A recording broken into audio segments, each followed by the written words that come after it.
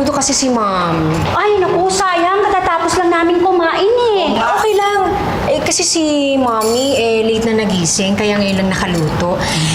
Mukhang nahiya kasi nung binigyan niyo ng ulam nung nakaraan, kaya hinabol niya yan para sa inyo. Masarap yan. Mukhang masarap na eh. Oo, sinigang sa bayabas. Ang asim. O sige, alis na ako ha. Balikan ko na lang nilalagyan. Ay, papadala ko na lang sa inyo. Hindi, kahit ikaw na, balikan mo.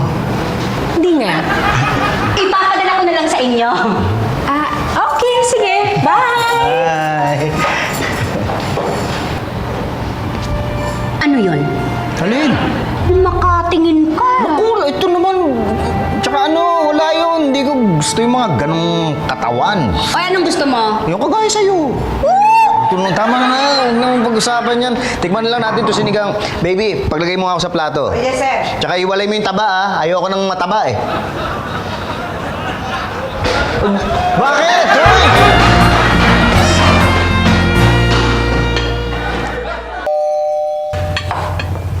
Hi, Pipito. Pasok ka, dali.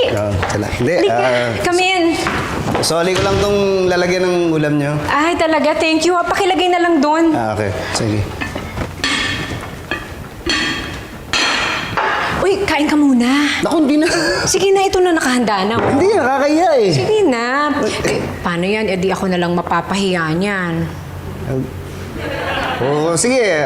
Pero ano, konti lang. Sige, dali. Kain tayo?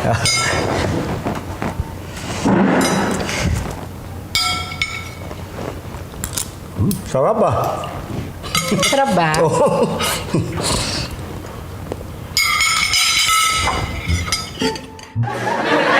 Kung tumanggi akong kumain, nakakahiya. Tsaka di ba dapat hindi ka tumatanggi sa grasya? Oo nga, oo.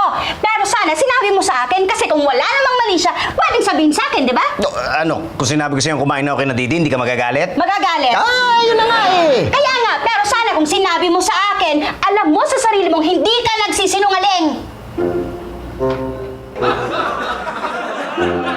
Actually, mali naman talaga na hindi ko sinabi sa kanya. Pero ako, ayoko lang naman siyang bigyan ng dahilan para mag-isip ng ganito, mag-isip ng ganun. Kaya ako nagawa yun.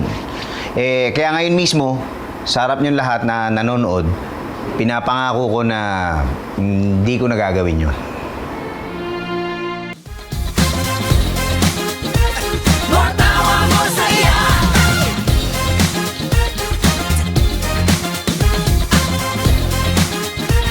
More